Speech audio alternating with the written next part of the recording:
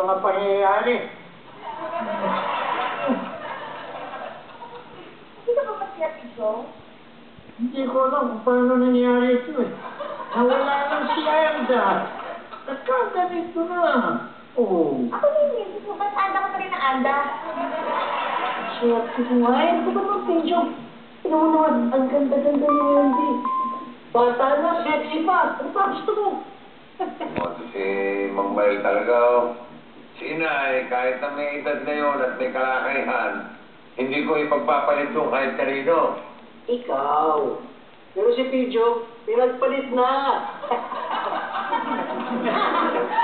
Talaga, ikaw ang promotor eh. Bad influence ka talaga eh. Ba't ako? Kung di ka pumunta rito, tahimik ang buhay ni Itay. Wala nang sisihan. Ako na natin mo po. Di ba, sisihan?